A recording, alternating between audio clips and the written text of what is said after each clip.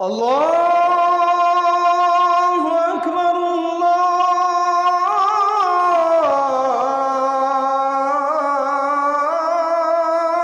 আকবার।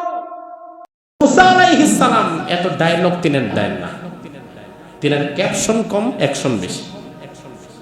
তিনি বলেন নাই তোমার এক থাপ্পড় দিয়ে এটা করে ফেলবো, ধাপ করে একটা থাপ্পড় দিয়েছে। থাপ্পড় দেওয়ার পর দেখে এই বেড়া জাগার মধ্যে মরে গেছে। এই দৃশ্য দেখে আশেপাশে সবাই তো ভয়ে দৌড়। ইভেন যে বনে ইসরায়েলের লোকটা মজলুম হয়ে বিচার প্রার্থী হয়েছিল মুসার কাছে, ওই বেটা নিজেও ভয়ে দৌড়। এ কি মানুষ নাকি? এক থাপ্পড়ে মানুষ মেরে ফেলে? এটা কিন্তু কল্পনা। কোরআন এক থাপ্পড়ে মেরে ফেলছে। মুসা নবী নিজেও হাতের দিকে তাকায়, কিরে আমি করলাম কাজটা, আমি মেরে ফেললাম। মুসা আলাইহিস সালাম মাদিয়ানে প্রবেশ করে দেখলো দুইজন নারী, একটা বন্ধ কূপের ঢাকনা, দুইজন নারী প্রচন্ড গরমের মধ্যে বালতি নিয়ে তাদের গরু ছাগল ভেড়াগুলো নিয়ে দূরে বসে আছে আর গরমে ঘামছে, পানি নিচ্ছে না। মুসা আলাইহিস সালাম বললেন, কি ব্যাপার তোমরা এখানে বসে আছো? পশুগুলো প্রাণীগুলো পিপাসায় কাতর হয়ে কষ্ট পাচ্ছে, পানি নিচ্ছ না কেন? ওই নারী দুজন বলল, পানি আমরা নিতে পারবো না, কারণ এই যে বিরাট কূপের মজবুত ভয়ঙ্কর একটা ঢাকনা, এই ঢাকনাটা আমরা তুলতে পারি না। এই ঢাকনা তুলতে 10 জন শক্তিশালী যুবক পুরুষের দরকার। আমরা আগে এসে অপেক্ষা করি, এরপরে 10-15 জন যুবক যখন আসে এই ঢাকনাটা তারা তুলে তারা পানি নিয়ে চলে যায়। এরপরে আমরা সুযোগ পাইলে শেষে একটু কাঁচায় কোচায় পানি নিয়ে বাড়ি যাই, কিন্তু আমরা ঢাকনা তুলতেও পারি না, পানিও নিতে পারি না। মুসা আলাইহিস সালাম বললেন, আচ্ছা এই কথা নাকি, ঢাকনা তোলা লাগবে? তিনি ঢাকনার কাছে চলে গেলেন। ঢাকনার কাছে গিয়ে যেই ঢাকনা তুলতে 10 জন শক্তিশালী যুবক দরকার হয়, ওই ঢাকনাটা মুসা আলাইহিস সালাম বাম হাত দিয়া তুইলা ওই দিকে ফেলে দিলেন। এবার এই দুই নারী তাকিয়ে অবাক, এটা কি মানুষ? এত শক্তি, এক হাতে ঢাকনা তুলে ফেলায় দেয়। আজকে আমরা কোরআনে কারিমে বর্ণিত 25 জন নবীর মধ্য হতে অন্যতম আরেকজন নবীর জীবনের উপরে আলোচনা পেশ করব। আজকে যেই নবীর জীবনের উপরে আলোচনা পেশ করা হবে সেই নবীর নাম হচ্ছে মুসা আলাইহিস সালাম। আল্লাহ তাআলা আজকের আলোচনা থেকে আমাদেরকে শিক্ষণীয় বিষয়গুলো জীবনে বাস্তবায়ন করার তৌফিক দান করুন। মুসা আলাইহিস সালাম কোরআনে কারিমে 34টি সূরার মধ্যে 137 জায়গায় আল্লাহ মুসা নবীর আলোচনা পেশ করেছেন। আর একটু জোরে বলবেন না? 30 পারা কোরআন, যেখানে লক্ষ লক্ষ নবীর নাম নাই, হাজার খানেক নবীর নাম নাই, 100 জন নবীর নামও নাই, মাত্র 25 জন নবীর নাম আছে। আবার এই 25 জন নবীর মধ্যে সবার আলোচনা বিস্তারিত। ইয়াসা, দুলকিফল, এমন অসংখ্য নবী আছে যাদের নাম ছাড়া কোনো আলোচনাই নেই। আমরা গত জমায় যে 2 জন নবীর কথা বললাম, ইসহাক আলাইহিস সালাম, ইয়াকুব আলাইহিস সালাম, তাদের কি খুব আলোচনা আছে? না, খুব সংক্ষিপ্ত। সেই জায়গায় মুসা নবীর আলোচনা আল্লাহ 137 বার করছে। তার মানে মুসা নবীর আলোচনা বেশি করার কারণ কি?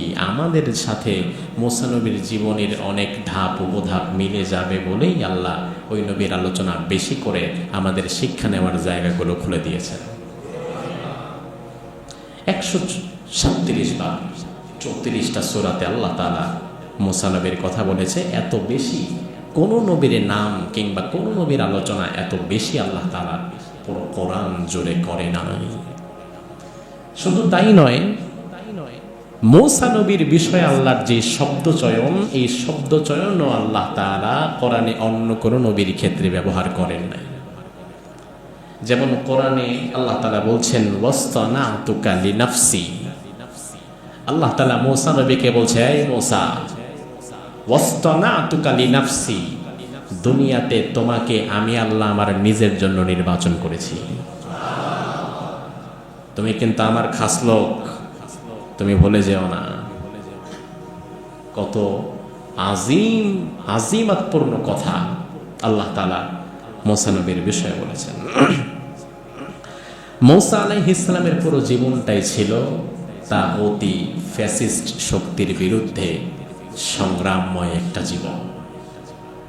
গত জুমায় আমরা আলোচনা করেছিলাম, যেই নবীদের জীবনে তুলনামূলক কষ্ট কম, সংগ্রাম কম, বাধা বিপত্তি কম, ওই নবীর আলোচনাও।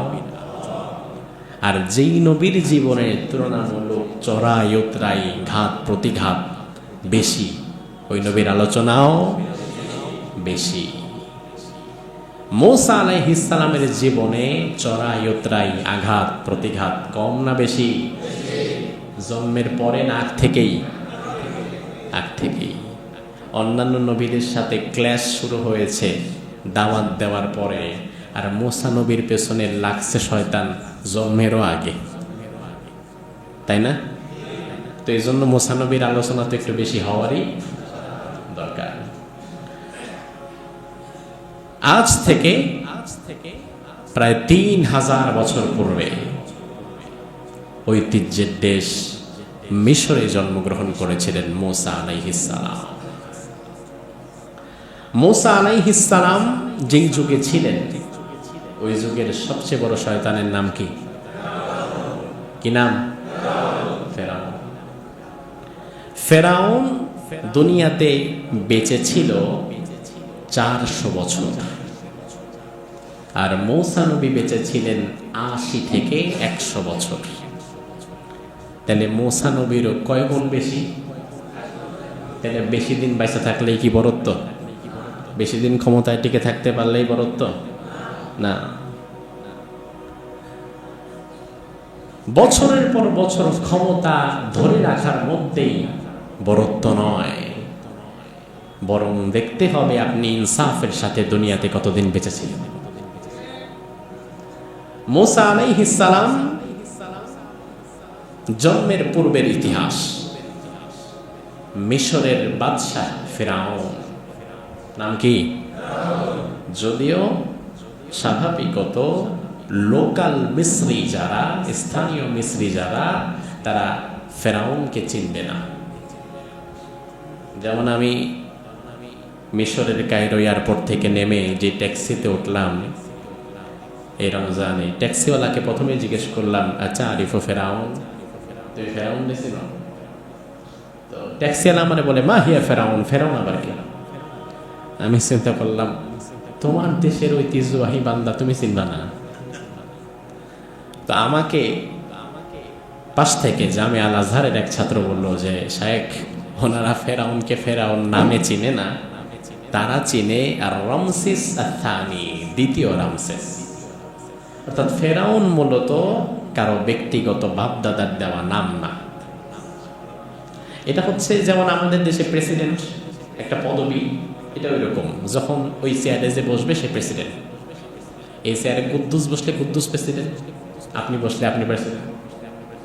এইরকম ফেরাউন মিশরের ইতিহাসে ছিল 40 জনের মতো, এরা সবাই ফেরাউন। রামসেস 1, রামসেস 2, রামসেস 3 এরকম। এখন এই যে কোরআনের যে ফেরাউন, এই ফেরাউন মূলত ছিল ইতিহাস যেটা বলে, সে মূলত ছিল রামসেস আসানি, দ্বিতীয় রামসেস। তো রামসেস হোক আর ফেরাউন হোক, শয়তান তো শয়তানি, নামে আর কি আসে যায়। ৩,০০০ বছর পূর্বে মিশর ফেরাউনের রাজত্ব চলছে। মিশরে ওই সময় 2টি গোত্রের বসবাস। একটি গোত্রের নাম হচ্ছে বানু ইসরাঈল। কি নাম? আপনাদের কিন্তু মনে থাকার কথা, যেহেতু আমরা ধারাবাহিক আলোচনা করি। এই বানি ইসরাঈল কিন্তু আবার আরেক নবীর নাম, ইসরাঈল ছিল আরেক নবীর নাম। ওই নবীকে ইয়াকুব আলাইহিস সালাম। এজন্য ইয়াকুব আলাইহিস সালাম পরবর্তী দুনিয়াতে তার বংশধর যারা, সকলে বানু ইসরাঈল, ইসরায়েলের বংশধর। মিশরে বানি ইসরাঈলদের বসবাস ছিল। ইউসুফ আলাইহিস সালামের মাধ্যমে তারা মিশরে আসছিল। এটা আরেক ইতিহাস, এটা ইউসুফ নবীর জীবনের সময় আলোচনা। একটি গোত্র মিশরে বনি ইসরাইল, আর আরেকটি গোত্র তাদের নাম ছিল কিবতি। কি নাম? কিবতি। কিবতি মূলত ছিল ফেরাউনের বংশ। পুরো দেশে দুটি বংশের লোক, দুটি ধারার লোক, বনি ইসরাইল বংশের এবং কিবতি বংশের। স্বাভাবিকতই ক্ষমতায় যে থাকে তার দিক থেকে সুযোগ সুবিধা বেশি পায় তাদের বংশের লোকেরা। এখন কিবতি বংশ যেহেতু ফেরাউনের বংশ, এজন্য সরকারি চাকরি বাকরি, অফিস আদালত, বড় বড় সব জায়গায় কিবতি বংশের লোকেরা থাকত। তারা প্রভাবশালী ছিল মিশরের। আর বনি ইসরাইল ছিল সংখ্যায় বেশি কিন্তু শক্তিতে দুর্বল, তারা পেরে উঠত না। তাদেরকে সবচেয়ে নিচু হীন কাজ করানো হতো, ঝাড়ু দেওয়া, জুতা পালিশ করা, বাথরুম পরিষ্কার করানো, এবং উপযুক্ত পারিশ্রমিকও তাদের দেয়া হতো না। তারা সব দিক থেকেই কোণাঠাসা মজলুম ছিল। যখন কিবতি বংশের লোকেরা যা বলতো তাদের সেটাই শুনতে হতো, কারণ সেটা রাজাদ বংশের লোক। এইভাবে জুলুম অন্যায় চলছিল। আল্লাহ তাআলা সারা জীবন একটি জাতির উপরে জুলুম নির্যাতন চলবে এটা আল্লাহর নিজাম না, বরং আল্লাহ মাঝে মাঝে খেলা ঘুরিয়ে দেয়, অবস্থা পরিবর্তন করে দেয়। আপনি 5 বছর তারে দৌড়াবেন, তাহলে সে আবার পরের 10 বছর আপনারে দৌড়াবে, এমন অবস্থা আল্লাহ সৃষ্টি করে দেয়। আল্লাহ তাআলা চাইলেন মিশরের অবস্থার পরিবর্তন করতে, কিবতীদেরকে এখন একটু ডাউন করে বনি ইসরাইলদেরকে উপরে তুলে দিতে। এজন্য বনি ইসরাইলের ত্রাণকর্তা হিসাবে একজন শিশুকে আল্লাহ পাঠাতে চাইলেন। ওই শিশুর নামই হচ্ছে পরবর্তীতে মূসা আলাইহিস সালাম। ফেরাউন একদিন রাত্রিবেলা ঘুমিয়ে আছে। ইন দ্য মিন টাইম ফেরাউন স্বপ্নে দেখলো ফিলিস্তিনের আল আকসা বাইতুল মুকদ্দাস হতে একটি আগুনের দলা ধেয়ে আসছে মিশরের দিকে। সে ঘুমের মধ্যে স্বপ্নে দেখছে যে কিরে, মসজিদে আকসা ফিলিস্তিন থেকে একটা আগুনের দলা ধেয়ে আসছে মিশরের দিকে, এসে সব কিবতীদের ঘর বাড়ি জ্বালিয়ে দিচ্ছে, তছনছ করে দিচ্ছে। ইভেন ফেরাউনের রাজপ্রাসাদ ভেঙে তছনছ করে দিচ্ছে। ফেরাউনের ঘরেও আগুন লেগে গেছে, সবাই জান প্রাণ বাঁচাতে দৌড়াচ্ছে। অথচ অবাক করা বিষয়, বনি ইসরাইলদের ঘর বাড়িতে কোনো আগুন লাগছে না। সকালবেলায় ঘুম ভেঙে যাওয়ার পরে ফেরাউন রাজ দরবারে জ্যোতিষী তার সভাসদ বর্গদেরকে ডাকলো, ডেকে বলল, আমি আজকে গুরুত্বপূর্ণ একটা ভয়াবহ স্বপ্নে দেখলাম। কি স্বপ্ন? এই যে ওই মসজিদে আকসা থেকে একটি আগুনের দলা এসে সব তছনছ করে দিচ্ছে, আমাদের বংশের সবাইকে তছনছ করে দিচ্ছে, অথচ বনি ইসরাইল বহাল তবিয়তে আছে। এটার ব্যাখ্যা কি? জ্যোতিষীরা কিতাবাতি ঘেটে বিভিন্ন উপায় অবলম্বন করে তারা বলল, ব্যাখ্যা তো ভয়ঙ্কর। কি ব্যাখ্যা? ব্যাখ্যা হচ্ছে অতি শীঘ্রই বনি ইসরাইলের মধ্যে এমন এক সন্তানের জন্ম হবে, এমন এক শিশুর জন্ম হবে, যেই শিশু আপনার গোটা রাজত্ব ভেঙে চুরমার করে দেবে। আরো জোরে বলবেন না? তার মানে বিদায় ঘন্টা বেজে গেছে। এখন বিদায় ঘন্টা বাজার সময় জালিম স্বৈরাচার দ্বারা যারা, এরা একটা মরণ কামড় দেয়, এরা সর্বশক্তি প্রয়োগ করে, সবচেয়ে জঘন্য চেহারা তখন তাদের প্রকাশ পায়। বিদায় ঘন্টা বাজার সময় তারা হাজার হাজার মানুষকে গুলি করে মেরে ফেলতেও দ্বিধাবোধ করে না, আমাকে টিকে থাকতে হবে। এটা স্বৈরাচারী মনোভাব। আর ইমানদারের মনোভাব হচ্ছে চলে যেতে হবে, বিদায় হবে, কোনো সমস্যা নাই, আমি বিদায়ের জন্য সর্বদা প্রস্তুত আছি। ফেরাউন বলল, এই কথা, তাহলে এই শিশু কিভাবে দুনিয়াতে আসে সেটা আমি দেখব। আইন জারি করে দিল, যাও ধাত্রী মহিলা নিযুক্ত করলো যারা বাচ্চা ডেলিভারি করে, নিযুক্ত করে বলল, তোমরা যাবা, কে কখন গর্ভবতী হচ্ছে, কার কত মাস চলছে হিসাব রাখবা, নোট করবা, যার যখন বাচ্চা প্রসবের দিন সেখানে উপস্থিত হবা জল্লাদ সাথে নিয়ে। একদম বাচ্চা ভূমিষ্ঠ হওয়ার সাথে সাথেই মা বাবার সামনে বাচ্চাকে জবাই করে, যদি ছেলে সন্তান হয় জবাই করে মেরে ফেলবা। ইউযাব্বিহু আবনাআহুম, ছেলেদেরকে জবাই করবা, গণহারে, কোনো মাফ নাই। ওয়াইস্তাহয়ী নিসাআহুম, তবে মেয়েদেরকে আবার মানা দরকার নেই, কারণ কোনো মহিলা তো আর আমার সিংহাসনের জন্য হুমকি না। এগুলো বেঁচে থাকে, এগুলো বেঁচে থাকলে দাসী বান্দি বানানো যাবে। এভাবে করে চলছে। 1 বছর চলার পরে ফেরাউনের মন্ত্রী হামান এসে বলল যে সর্বনাশ, এটা তো সিদ্ধান্ত খারাপ হয়ে গেছে। কেন? তা আপনি যে সবাইরে গণহারে মারতে বলছেন, এখন কি হইল?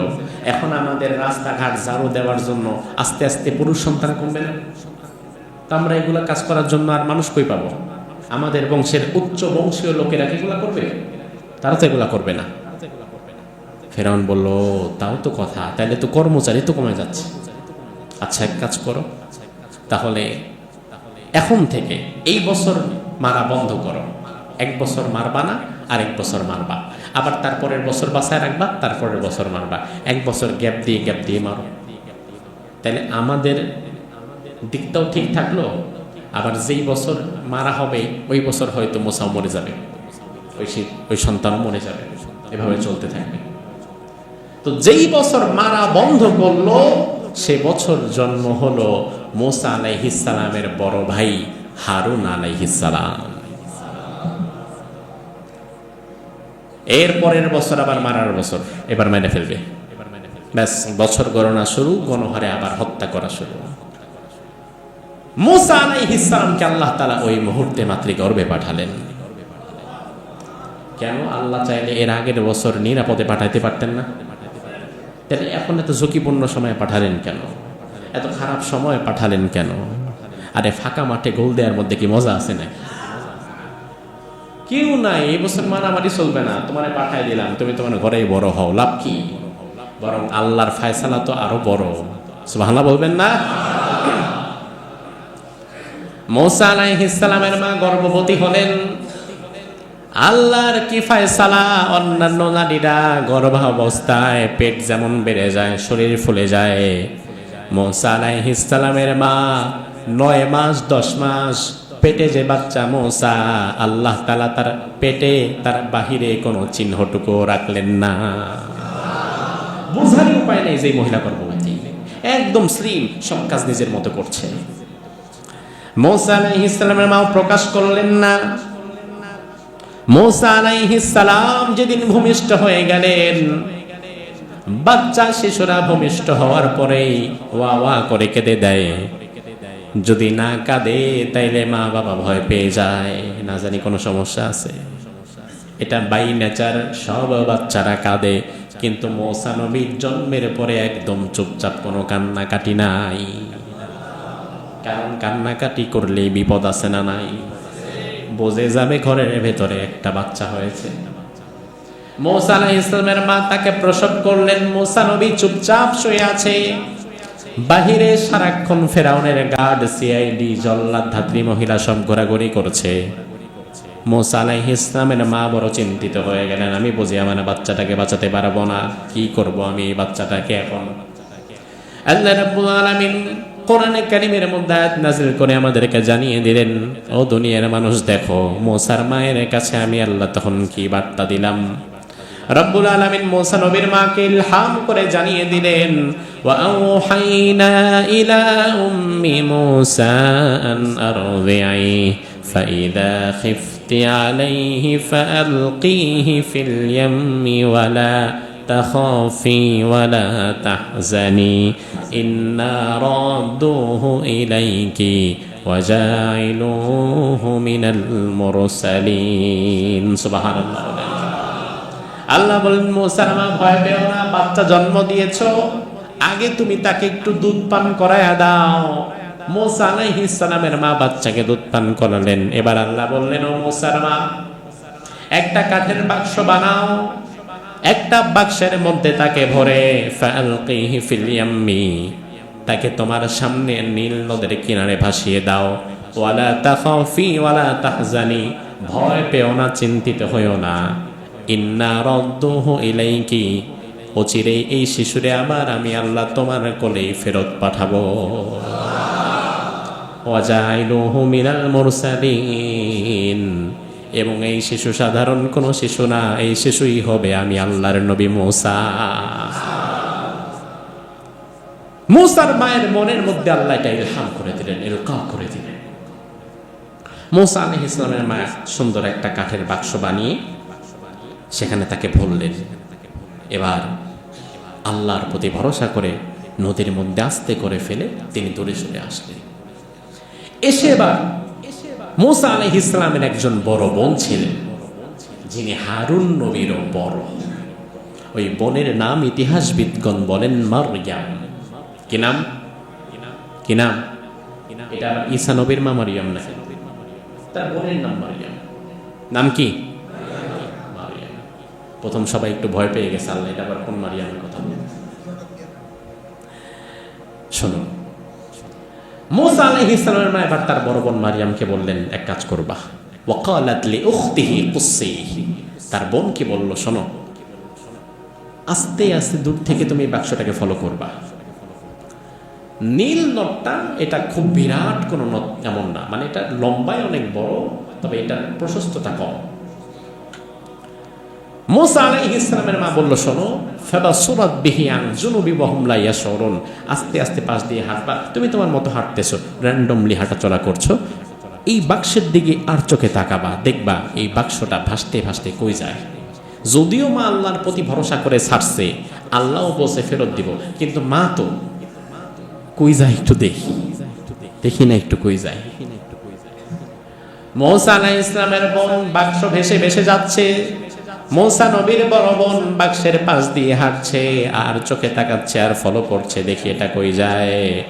আল্লাহ রাব্বুল আলামিন এই বাক্সটাকে নদীর স্রোতের সাথে ধাক্কাতে ধাক্কাতে তুলে দিলেন এমন জায়গায়, যে জায়গায় গোসল করছিলেন ফেরাউনের স্ত্রী আসিয়া।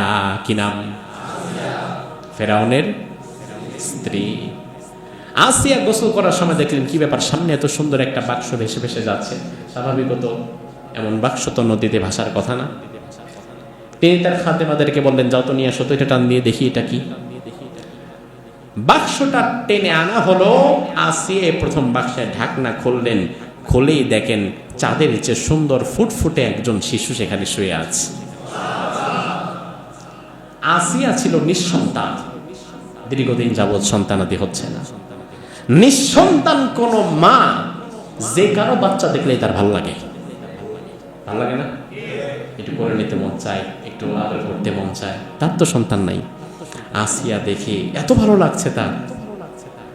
আসিয়া বলল, ঠিক আছে, নিয়ে চলো, এটাকে রাজ দরবারে নিয়ে চলো। রাজ দরবারে যখন বাচ্চাকে নিয়ে যাওয়া হলো, এবার মূসা আলাইহিস সালাম দেখে ফেরাউন কয়, কিরে, বাচ্চা আবার কার? কারণ এই বছর স্বাভাবিকত বাচ্চা থাকার কথা, এই বছর তো মারার বছর, বাচ্চা এটা আসলো কোত্থেকে, কার বাচ্চা? এই তাড়াতাড়ি বাচ্চা মারার ব্যবস্থা কর। এদিক দিয়ে আসিয়া তার স্বামী ফেরাউনকে বলল, শোনো, আমাদের তো কোনো সন্তানাদি নাই, এক কাজ করি, আসা আইয়ানফানা আও নাত্তাখিদাহু ওয়ালাদা, এই যে ছোট্ট বাচ্চা শিশু, এত সুন্দর নিষ্পাপ চাঁদের মতো শিশু, স্বাভাবিক সন্তানদের চাইতে, অন্যান্য বাচ্চাদের চাইতে নবীদের সৌন্দর্য বেশি না কম? অ্যাট্রাকটিভ, দেখলেই তো ভালো লাগে। আসিয়া বলল, এক কাজ করো, আমাদের যেহেতু সন্তানাদি নাই, এই বাচ্চাটাকে আমরা আমাদের পালক পুত্র হিসেবে রেখে দিতে চাই, যেন এই বাচ্চাটাকে পেলে আমরা বড় করতে পারি, এ যেন আমাদের চক্ষু শীতলকারী হতে পারে। ফেরাউন দেখলো যেহেতু সন্তানাদি নাই, এ বেটির মন তো রক্ষা করতে পারি না, কি আর করা, এত সুন্দর বাচ্চা যেহেতু, সবাইরে তো মারলাম, আর এই বাচ্চার তো কোনো মা বাবাও নাই, হদিসও নাই, এটা কার বাচ্চা? ঠিক আছে, এক কাজ করি, এটাকে পালার সিদ্ধান্তে আমিও রাজি হয়ে যাই। আমার আল্লাহ কোরআনের মধ্যে বললেন, ওয়া হুম লা ইয়াশউরুন, তুমি কি সিদ্ধান্ত নিছো তুমি কিন্তু টের পাও নাই। কোরআন বলতেছে ওয়া হুম লা ইয়াশউরুন, আরে কি সিদ্ধান্ত নিছস তুই, তুই তো টের পাস নাই। আমার ভাইরা, মূসা আলাইহিস সালাম ফেরাউনের ঘরে চলে গেলেন। ফেরাউন তাকে লালন পালনের সিদ্ধান্ত নিয়ে ফেললেন। এবার ছোট্ট বাচ্চা, তার খাবারের জন্য মায়ের বুকের দুধের দরকার আছে না নাই? আসিয়ার তো সন্তানাদি নাই, বুকে দুধ আসবে কিভাবে? আসিয়া বললো, আচ্ছা আমার দাসীবান্দীদের মধ্যে সন্তান আছে কার কার? আমার আমার আমার আমার। আচ্ছা, দুধ আসেনি বুকে? কয় আছে, তাহলে পান করাও।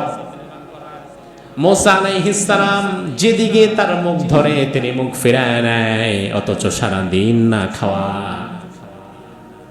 যে স্তনে তার মুখ দেওয়া হয় সেই স্তন থেকে তিনি তার মুখটা ফিরিয়ে নেয়। আল্লাহ কোরআনের মধ্যে বললেন, ওয়াহাররামনা আলাইহিল মারাদিআ মিন ক্বাবলু ফাকালাত হাল আদুল্লুকুম আলা আহলি বাইতি ইয়াকফুলুনাহু লাকুম ওয়া হুম লাহু নাসিহুন। ওয়াহাররামনা আলাইহিল মারাদিআ, আমি তো মূসার জন্য অন্যান্য সকল মহিলার স্তনে মুখ দেওয়া হাররামনা, হারাম করে দিয়েছিলাম। কোন স্তনের দুধেই বাচ্চা খায় না। আসিয়া বলল, আচ্ছা বাজারে যাও, মিশরের বাজারে গিয়ে খোঁজ লাগাও কোন নারী আছে এই বাচ্চাকে দুধ খাওয়াতে পারবে, আমরা তাকে পুরস্কার দেব। শত শত নারী লাইন ধরলো, সবার স্তনের দিকে মোসাকে নিয়ে যাওয়া হয়। মোসা ঘরেও তাকায় না, খাওয়াতে তো হবে। এখন এই টেনশন আসিয়া এবং ফেরাউনের মধ্যে আছে না নাই? ওই যে মোসার বড় বোন যে বাক্স আর চোখে ফলো করতে করতে আগাচ্ছিল, সে তো এই পর্যন্তই আসছে, যে পর্যন্ত বাক্স আসছে। সে এবার তার পরিচয় গোপন করে বলল, শোনেন আমার একটা কথা আছে। কি কথা? যে আমাদের এলাকায় একজন মহিলা আছে, তার দুধ মাশাআল্লাহ যে কোনো বাচ্চাই খায়। তো আপনারা যদি চান আমি একবার দেখতে পারি, ওই মহিলা যদি আসতে রাজি টাজি হয়। রাজি হবে না মানে? আরে রাজ দরবারের রাজ বাচ্চাকে দুধ খাওয়াতে হবে, অবশ্যই মহিলাকে ডাক দাও। বোন দৌড়ে চলে গেলেন মায়ের কাছে, গিয়ে বললেন, মা তাড়াতাড়ি রাজ দরবারে যেতে হবে। মায়ের মনে ভয়, সর্বনাশ, কি মেরে টেরে ফেললো না? বললো, আরে না, খেলা তো ঘুরে গেছে, তাড়াতাড়ি আসেন। মা তড়ি ঘুরি করে তার বোনের সাথে চলে আসলেন। এসে দেখে, কি রে, এই বাচ্চা নাম এতক্ষণে মনে যাওয়ার কথা, তারা দেখি আসিয়া আর ফেরাউন নিজেরাই কোলে নিয়ে লুতুপুতু করতেছে, নিজেরাই পালতেছে। আসিয়া বলল, তুমি কি সেই নারী যার দুধ সকল বাচ্চারা খেতে পারে? মা বলে, হ্যাঁ। আচ্ছা ঠিক আছে, এই বাচ্চাকে দেখে দুধ খাও। এই বাচ্চাকে যদি দুধ খাওয়াতে পারো তাহলে তোমার জন্য রয়েছে আজরুন আযীম, বড় পুরস্কার। এখন মূসা আলাইহিস সালামকে যখন আসিয়া তার মায়ের কোলে ট্রান্সফার করলেন, সাথে সাথে মূসা নবী মুচকি হাসি দিয়ে মায়ের বুকের দুধ পান করা শুরু করলো। এখন ঝড়ে বক মরল, ফকিরের কেরামতি তো বাইরে গেছে। আরে সর্বনাশ, এই মহিলার দুধ খাচ্ছে। এবার আসিয়া বলল, ঠিক আছে, তোমার দুধ যেহেতু খাচ্ছে আর কারো দুধ খাচ্ছে না, এটাকে তো আমি আমার সন্তান হিসাবে পালবো। এটা কার বাচ্চা আমি তো জানি না, এটাকে আমরা আমাদের বাচ্চা ধরে নিয়েছি। এখন তুমি এই বাচ্চাকে দুধ খাওয়াবা। মূসা নবীর মা বলে, না আমার তো এত সময় নাই, ব্যস্ততা আছে, আমার নিজেরও সংসার আছে, আরো বাচ্চা কাচ্চা আছে, তো তাদেরকে নিয়ে আমি এত দূরে থাকি। ফেরাউন বলল, আরে এত কিছু চিন্তা করা লাগবে না, বাচ্চার দায়িত্ব যেহেতু আমরা নিয়েছি, এখন থেকে তুমি তোমার পরিবার গোষ্ঠী সুদ্ধা এই রাজপ্রাসাদে থাকবা, এই রাজ দরবারে এই বাচ্চাকে দুধ খাওয়াবা, বিনিময়ে সর্বোচ্চ বেতন আমরা তোমার দিয়ে দিব। অর্থাৎ নিজের বাচ্চারে পালার জন্য রাজপ্রাসাদের ব্যবস্থাও করে দিছে, আবার মোটা অঙ্কের হাদিয়ার আল্লাহ ব্যবস্থা করে দিছে। তার মানে আল্লাহ তাআলা চাইলে সবকিছুই সম্ভব। এবার আল্লাহ রাব্বুল আলামিন মূসা আলাইহিস সালামের মায়ের করে নবী মূসাকে আবার ফিরিয়ে দিলেন। আল্লাহ রাদ্দুহু ইলাইকা, আমি আবার তোমার কাছে ফিরিয়ে দেব। মুহূর্তের মধ্যে, একদিনের মধ্যে মূসা নবীর মায়ের কাছে আবার তাকে ফিরিয়ে দিলেন কে? আবার আল্লাহ তাআলা তাকে তার মায়ের কাছে সসম্মানে ফিরিয়ে দিলেন। মূসা আলাইহিস সালাম নবীদের মধ্যে তার মেজাজ ছিল সবচেয়ে বেশি, সবচেয়ে গরম মেজাজি কোন নবী থাকলে সেই নবী হচ্ছে মূসা আলাইহিস সালাম। জিনার কথার আগে হাত চলে যেত।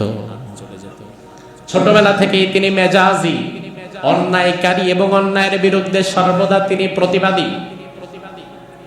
তাফসীরে এসেছে মূসা আলাইহিস সালামের বয়স যখন 5 বছর, কয় বছর? ছোট ছোট বাচ্চাদের নিয়ে তিনি খেলা করছে। কোন তাফসীরবিদ বলেন 3 সাড়ে 3 বছর, কেউ বলেন 5 বছর। তো আমরা যদি 3 বছর 4 বছর ধরি, ছোট্ট মানুষ, দুনিয়ার কোনো ভালো মন্দ বোঝে না, বাচ্চাদের সাথে খেলাধুলা করছে। ফেরাউন রাজ দরবারে ঢুকে দেখে এত সুন্দর বাচ্চা ফুটফুটে, আহারে এটারে তো আমি আমার সন্তান হিসাবে পালতেছি, ব্যস্ততার কারণে তো সময় দিতে পারি না, আসো আজকে একটু এই বাচ্চাটারে কোলে নিয়ে আদর করে দেই। ফেরাউন মূসা আলাইহিস সালামকে খেলার জায়গা থেকে কোলে তুলে নিলেন, কপালে একটা চুমু দিবেন। ফেরাউনের মতো জালিম স্বৈরাচারের চুমা মূসা নবী নিবে? মূসা আলাইহিস সালাম ছোট মানুষ, কেমনে কেমনে হাত চলে গেছে ফেরাউনের গালের মধ্যে ঠাস করে। এখন বাচ্চারা কিন্তু মাঝে মাঝে যখন হাতটা চালায়, ছোট মানুষ কিন্তু জায়গা মতো লাগলে কিন্তু ব্যথা লাগে, লাগে না? তো নবুয়াতি হাত যদিও বড় হওয়ার পরে শক্তি আরো বাড়বে, কিন্তু ছোটবেলায় তো শক্তি কম না। নবুয়াতি হাতের একটা জালালি থাপ্পড় যখন খাইছে, সাথে সাথে মূসা নবীর উপর থেকে এটা মানুষ নাকি রে, এত জোরে থাপ্পড় দেয়, দেখে সর্বনাশ, তো দাঁত একটা জায়গা মতো নড়ে চড়ে যাওয়ার অবস্থা। ফেরাউন ডাক দিয়ে বললে, এই আমি নিশ্চিত এটাই মূসা, সব মারামারি বন্ধ করো, কারণ এই ছোট্ট অবস্থায় যে এত জোরে আমারে মারতে পারে, এটা মূসা না হয়ে যেতেই পারে না। আসিয়া এসে বললো, আপনি কি পাগল হয়েছেন? এটা এখন এই বাচ্চাকে মেরে ফেলবেন? এটা না আমরা পালি। পালাপালি বাদ দাও, এত জোরে থাপ্পড় মারছে, আরো আসতে বলেন। এগুলো যদি সবাইরে শোনান তাহলে সবাই আপনারে বলবে যে এই বলছো এই নাকি ফেরাউন, যে বাচ্চার থাপ্পড় খায় আবার সবাইরে বলে আসে। ফেরাউনকে তাও তো কথা, তো বলাও যাবে না, সহ্য করাও যাবে না। এক কাজ করি, পরীক্ষা করতে হবে এটা কি আসলে বাচ্চা না চৌবাচ্চা, পরীক্ষা করা দরকার। সামনে অগ্নিকুণ্ড এবং স্বর্ণখণ্ড দুটো টুকরো রাখলেন, স্বর্ণের কালার যা, আগুনের কালার যা। ফেরাউন বলল, শোনা আসিয়া, যদি এটা স্বর্ণটারে ধরে তাইলে মনে করবা একদম মূসা, আর যদি আগুনটা ধইরাই ফেলে তাইলে আর কিছু বললাম না। মূসা আলাইহিস সালামকে ছেড়ে দেওয়া হলো, যাও তুমি দুইটা যে কোনো একটা নিয়ে আসো। মূসা নবী বাচ্চা মানুষ, হেঁটে হেঁটে গিয়ে তিনি জীবনে আগুনের দিকে হাত দিবেন না, তিনি তো স্বর্ণের দিকে হাত বাড়িয়েছেন, স্বর্ণটাই ধরবেন। আল্লাহ বলে, জিবরিল তাড়াতাড়ি হাতটাকে পরিবর্তন করে আগুনের দিকে দাও, কারণ এখনো তো খেলা শুরুই হইল না, তো এখনই যদি দাইন্ড হয়ে যায় তাহলে হবে না, আগুনের দিকে হাত দাও। জিবরিল আমিন মূসা নবীর হাতকে সরায়া ইচ্ছাকৃত জোর করে আগুন ধরায়া দিছে, আগুন ধরে আবার মূসা নবী আগুন মুখেও দিয়ে ফেলছে, জিহ্বাটা পড়ে গেছে, হাতের মধ্যে আগুন লাগছে। সাথে সাথে আসিয়া দৌড়িয়ে এসে মূসা নবীকে কোলের মধ্যে তুলে নিয়েছে, আর ফেরাউনের ধমকে বলল, হট মিয়া, আজকে আপনার জন্য বাচ্চার এই অবস্থা, লজ্জা করেন আপনার? ফেরাউন তো এমন চাপে পড়ছে, এটা বলে মাইনকা চিপার মতো, কি রে, বলতেও পারলাম না, সহ্যও করতে পারলাম না, আবার পরীক্ষা এসে দেখি পরীক্ষাও মিলল না। মূসা আলাইহিস সালাম দিন দিন বড় হয়, মেজাজও বাড়ে, শক্তিও বাড়ে। মূসা আলাইহিস সালামের বয়স হয়ে গেল দেখতে দেখতে 30 বছর। কত বছর?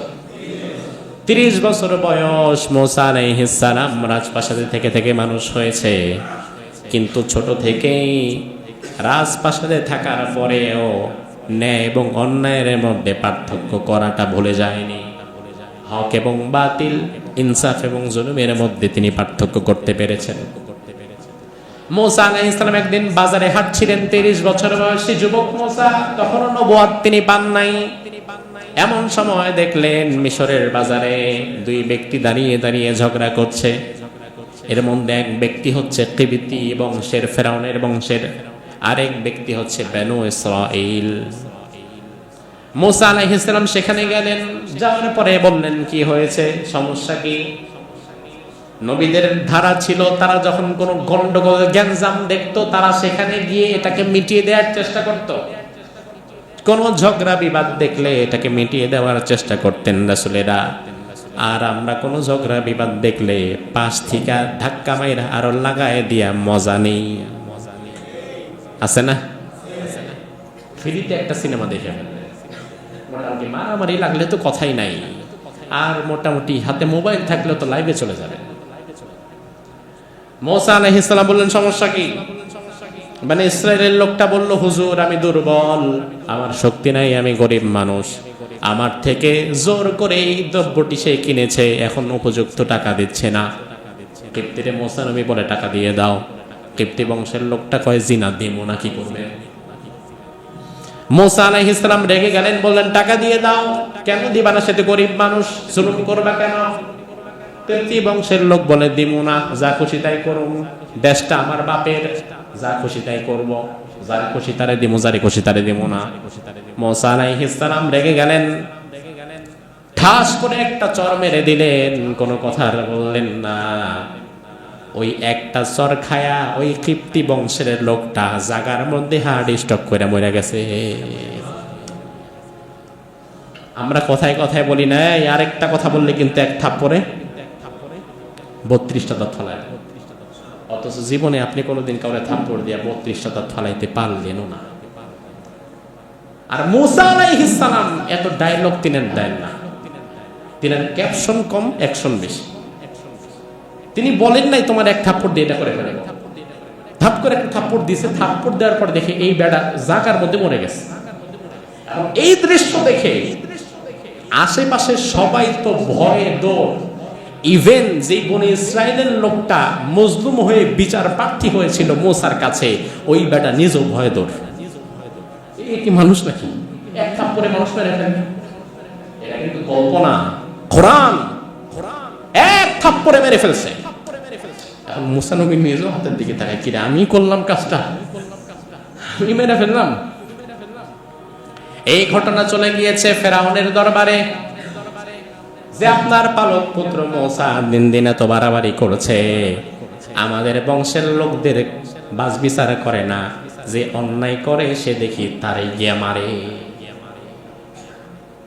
অন্যায়কারীদের ক্ষমা তো সে করে না, যে অন্যায় করে এ দেখি তারে গিয়ে মারে। তা আপনি তাকে লালন পালন করলেন আপনার পালক পুত্র হিসাবে, আমরা তাকে সম্মান করে শ্রদ্ধা করি, এ তো নিজ বংশের লোকদেরকেও মাইরা ফেলে, এ তো কীর্তিদেরকেও ইচ্ছা মতো পিটায়, যেখানে অন্যায় দেখে সেখানেই হাত দেয়।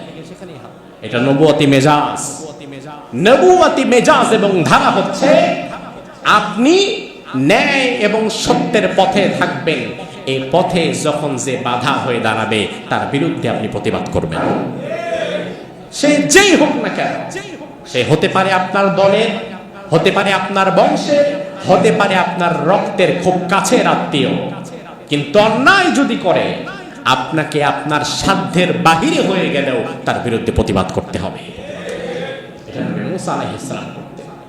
শুধু নবী মুসা আলাইহিস সালাম না, দুনিয়ার সব নবীরা, এমন একটা নবী আপনি দেখাতে পারবেন না যে নবীর সামনে অন্যায় হয়েছে ওই নবী অন্যায় দেখে চুপচাপ বসে গেছে, রাস্তা ফিরে অন্যদিকে চলে গেছে, যে না বাবা আমি এগুলা দেখি নেই, সুবহানাল্লাহ সুবহানাল্লাহ তাসবিহ পড়ে পড়ে অন্যদিকে চলে গেছে। এমন কোন নবী গা বাঁচিয়ে চলেন নাই। দুনিয়ার সব নবীর সামনে অন্যায় হয়েছে যখন বাধা দিয়েছে তখন, ঠিক কিনা? এখন আপনি অন্যায় বাধা দেন না, চিন্তা করেন কি আর বলি, দুঃখের কথা, আমারই তো দলের লোক, কি আর বলবো, তো আমার বংশের লোক, আমার পরিবারের লোক, কি আর বলবো তাদের। ভালো করে মনে রাখবেন, এই সমাজের অন্যায়গুলো অন্যায়কারীর কারণে শুধুমাত্র বেড়ে যায় না, বরং আপনার আমার মতো ভালো মানুষের নীরবতার কারণেও অন্যায় বেড়ে যায়।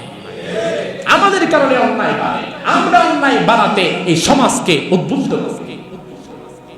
সিলেটের সাদা পাথর কয়েক মাসে সব গায়েব হয়ে গেল, ফেরেশতারা সব নিয়ে গেছে, তাই না? সব সাদা পাথর চলে গেছে, মরুভূমি হয়ে গেছে জায়গাটা। শত শত কোটি টাকার সাদা পাথর খাইলো কারা, নিল কারা, কে নিছে, কারা নিছে, কখন নিছে, মানুষ কি জানে না? জানে না? তা আপনি প্রতিবাদ করলেন না কেন? চিন্তা করলেন টাকা যখনই প্রতিবাদ করবো, ওরে আল্লাহ এটা আমারই দলের লোক, কি বলবো আর, এটা আমার বংশের লোক, আমার গোত্রের লোক। আল্লাহ তাআলা কোরআনের মধ্যে বলছেন, ও মানুষ ওই জাহান্নামকে ভয় করো, যেই জাহান্নামের লাকড়ি আমি বানাবো, ওয়াকুদুহান নাস ওয়াল হিজারা, মানুষ আর পাথরকে বানাবো। যেই পাথর নিয়ে তোমার আজকে এত কারসাজি, আল্লাহ কোরআনের মধ্যে বলছেন এই পাথর আর এই মানুষ এগুলারই আমি জাহান্নামে রাখবো। যেই পাথর আজকে তুমি চুরি করে নিয়ে গেলা, এই প্রাকৃতিক সম্পদ তুমি চুরি করার দায় এই পাথর নিয়ে কিন্তু তোমার কিয়ামতের ময়দানে দাঁড়াতে হবে। কয় টন পাথর উঠাইছো আর চুরি করছো হিসাব রাখো, এগুলো নিয়ে দাঁড়াবার মতো ক্ষমতা আসেনি, এটাও একবার ভাইবা দেয়। এমন ক্ষুধার্ত মানুষ হয় কি করে? শত শত কোটি টাকার সাদা পাথর যারা লুটপাট করেছে, এই ক্ষুধার্ত গুলোকে যদি পরবর্তীতে কোনোদিন আবার দেশের বড় কোনো পদে দায়িত্বে বসিয়ে দেওয়া হয়, এরা তো কক্সবাজারের বালু আর মাটি শুদ্ধা পানি শুদ্ধা খায় ফেলবে। সাহারা মরুভূমির দায়িত্ব যদি এদেরকে দেওয়া হয়, সাহারা মরুভূমির ইজারাদার যদি এদেরকে বানায় দেওয়া হয়, দেখবেন মরুভূমির মধ্যে বালুরও সংকট দেখা দিবে, যা পাবে সব খাবে। তো এই জন্য অন্যায়ের বিরুদ্ধে আপনাকে প্রতিবাদ করতে হবে। মুসা আলাইহিস সালাম প্রতিবাদ করার পরে এবার যখন রাজদরবারে এই খবর চলে গেছে যে আপনার পালক পুত্র এই কাজ করেছে, আজকে আমাদের বংশের একজনকে মাইরাই ফেলছে। কিভাবে মারছে? বলে এক থাপ্পড় দিয়ে মারছে। রাজ দরবারের সবাই বলে যে খবর নিয়ে আসে, তারা বলে তুমি কি পাগল? এক থাপ্পড় দিয়ে জীবনে কেউ মানুষ মারে? এই সমস্ত উল্টাপাল্টা কথা আসছে বলতে। এখন ফেরাউন চিন্তা করে না, মারতেও পারে, কারণ 5 বছর বয়সে থাপ্পড় যা ছিল, এখন তো মোটামুটি আরো 25 বছর যোগ হয়েছে, তাইলে ওই থাপ্পড়ে যদি দাঁত নড়তে পারে, এখন মোটামুটি মানুষ মারা বিষয় না। ফেরাউন বলল না, তোমরা বিশ্বাস করো না করো এটা আমি বুঝি, এটা এখানে আসো। রাজ দরবারে এখন তাকে হত্যার পরিকল্পনা হচ্ছে। ওই রাজ দরবারের এক ব্যক্তি, যদিও ফেরাউনের বংশের লোক, কিন্তু অন্তর থেকে মুসা আলাইহিস সালামকে ভালোবাসে। ভিন্ন দল করলেও আলেমদের ভালোবাসে, যারা সত্য পথে থাকে তাদের প্রতি একটা ভালোবাসা আছে। এমনও কিছু মানুষ আছে না নাই? আল্লাহ রাব্বুল আলামিন কোরআনের মধ্যে বললেন, ওয়াজাআ রাজুলুম মিন আকসাল মাদিনাতি ইয়াসআ قال يا موسى إن الملأ يأتمرون بك ليقتلوك فاخرج إني لك من الناصحين। নগরীর এক প্রান্ত থেকে এক লোক ছুটে এসে বলল, মুসা ইন্নাল মালা ইয়াতামিরুনা বিকা লিয়াকতুলুক, আজকে ফেরাউনের রাজদরবারে সিদ্ধান্ত হয়েছে তোমারে মেরে ফেলবে, তুমি তাড়াতাড়ি এখান থেকে অন্যত্র কোথাও চলে যাও। ইন্নী লাকা মিনান নাসিহিন, আমি যদিও ফেরাউনের বংশের, কিন্তু আমি তোমাকে ভালোবাসি, তুমি সত্য পথের পথিক। মুফাসসিরগণ বলেন, ফেরাউনের বংশ হয়ে যাওয়ার পরেও মুসা নবীর প্রতি, হকের প্রতি ওই বান্দার যেই ভালোবাসাটুকু কাজ করেছে, ওই ভালোবাসার বিনিময়ে আল্লাহ তাআলা ফেরাউন বংশের সেই লোকটাকে হেদায়েত দিয়ে দিয়েছিলেন।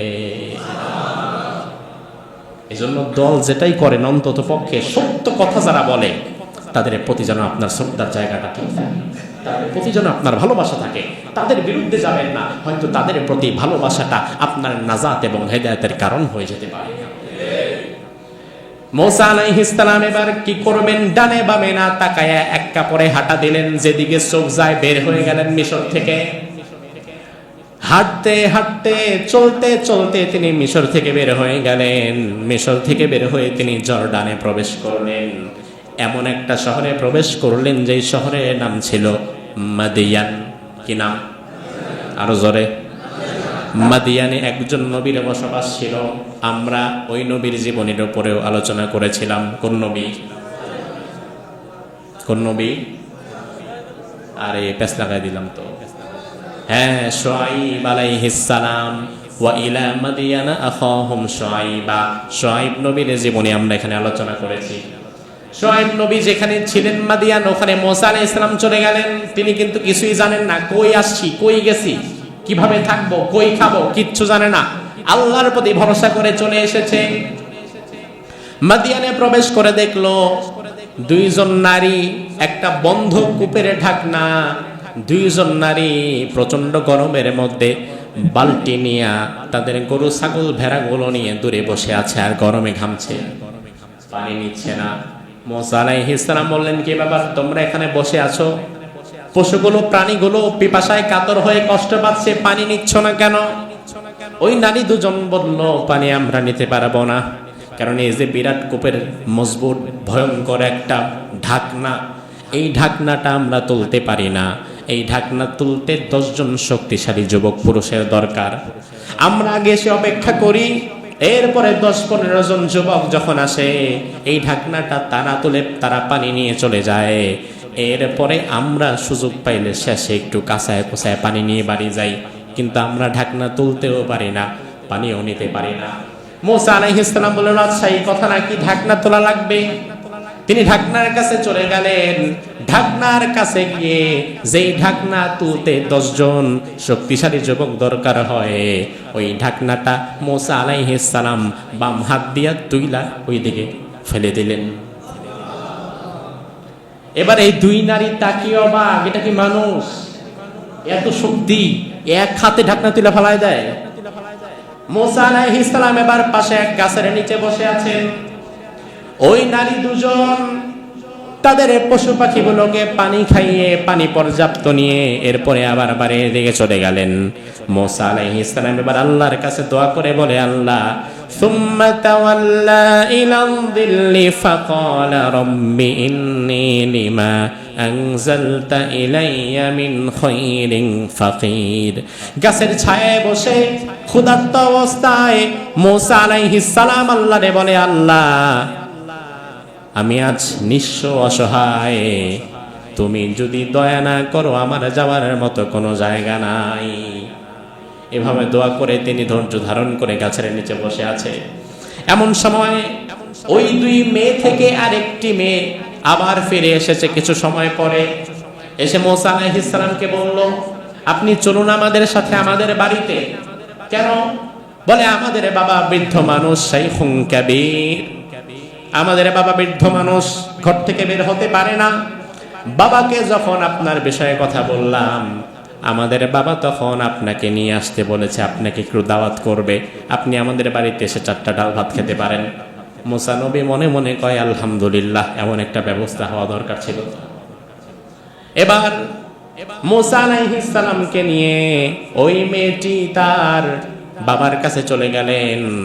যেই বাবার কাছে চলে গেলেন, ওই বাবার কেউ না, ওই বাবাই ছিলেন আল্লাহর নবী শুআয়ব আলাইহিস সালাম। শুআয়ব আলাইহিস সালাম তখন বৃদ্ধ অবস্থায়, হাঁটাচলা খুব একটা করতে পারেন না। মুসা আলাইহিস সালামকে দেখে বললেন, তোমার নাম কি, তোমার পরিচয় কি? তিনি বললেন, আমার নাম মুসা, আনা মিন মিসর, আমি মিসর থেকে এসেছি। কেন এসেছো? এই কাজে এসেছি। আমি এক লোককে থাপ্পড় মারলাম, লোকটা মরে গেল। যদি এখানে আমার কোনো ইচ্ছা ছিল না, লোকটা মরে গেছে। যেহেতু লোকটা ফেরাউনের বংশের, এই জন্য আমি জীবন বাঁচাতে চলে এসেছি। শুআয়ব আলাইহিস সালাম বললেন, ঠিক আছে, ভয় নাই, তুমি এখানে থাকো, খাও। একটা ফেরাউনের এলাকার বাহিরে, এটা জর্ডান, এখানে সে আসবে না। তবে এক কাজ করো, আমার ঘরে যেহেতু 2টা কন্যা সন্তান আছে, 2টা মেয়ে আছে, আমি বৃদ্ধ মানুষ, দেখাশোনার জন্য একটা পুরুষ তো দরকার। এক কাজ করা যায়, এভাবে কয়দিন থাকবা, খাবা, মানুষ কত কথা বলবে। এক কাজ করো, আমার 2 মেয়ের মধ্য থেকে যে মেয়েটারে তোমার ভালো লাগে, তুমি তাকে বিবাহ করে এরপরে ঘর জামাই হয়ে থাকো। মুসা আলাইহিস সালামের ব্যাপারে তাকে যেই কাজে নিযুক্ত করলেন বাবা শুআয়ব আলাইহিস সালাম, এই জন্য একজন মেয়ে তার বাবার কাছে ওকালতি করেছিলেন। কোরআনে আল্লাহ বলছেন, ওই মেয়ে তার বাবা শুআয়বকে গিয়ে বলে, ক্বালাত ইহদাহুমা ইয়া আবাতি ইস্তাজির। একটা মেয়ে এসে বলল, বাবা, এই যুবকটাকে আপনি আপনার কাছে রেখে দেন, কোন একটা কাজে নিযুক্ত করেন।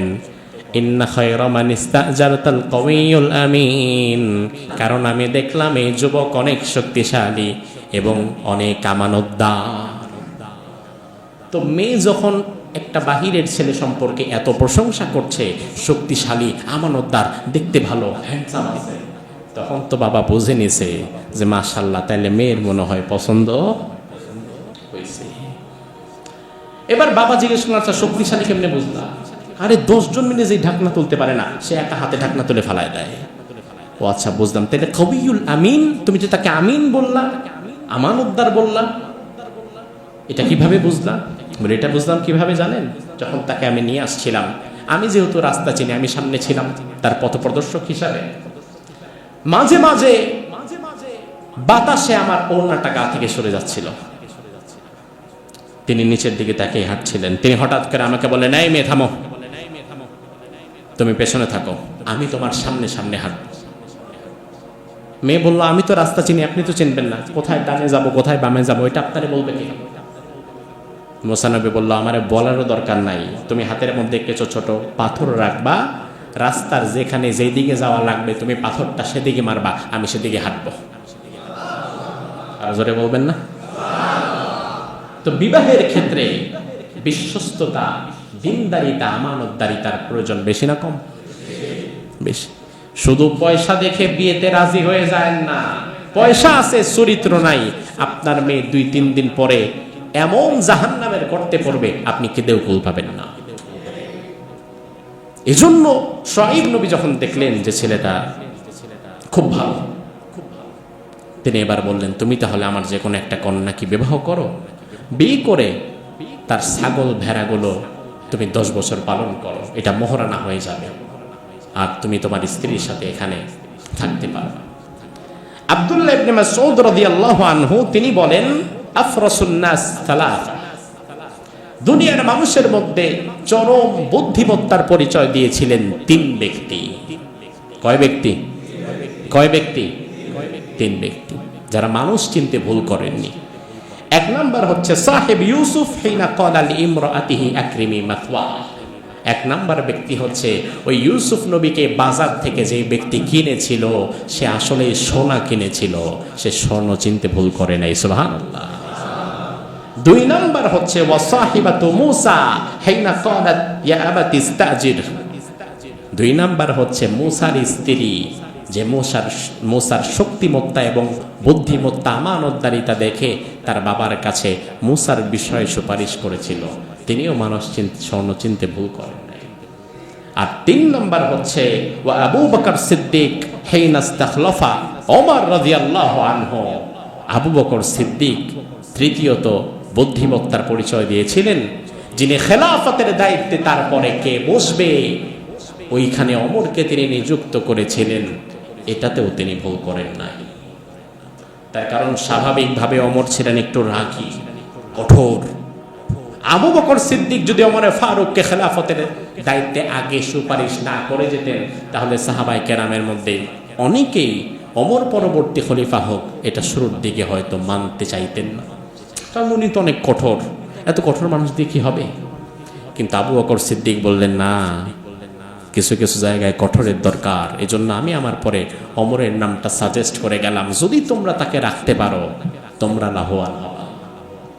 এজন্য মুসলিম বিশ্বে ওমরে ফারুক রাদিয়াল্লাহু আনহু যে সময়টাতে রাজনীতি করেছিলেন, এই সময়টাতে মুসলিম বিশ্বের সীমানা সবচেয়ে বেশি বিস্তৃতি লাভ করেছিল। তার মানে আবু বকরও বুদ্ধিমত্তার পরিচয় দিতে ভুল করেননি। সুপ্রিয় বন্ধুরা, মূসা আলাইহিস সালামের জীবনী যেহেতু বড়, এই জমায় আমরা এটা শেষ করলাম না। আমরা মূসা আলাইহিস সালামের বিবাহ পর্যন্ত এই জমায় রাখলাম। আগামী জমায় ইনশাআল্লাহ বিবাহ পরবর্তী বাকি আলোচনা হবে ইনশাআল্লাহ।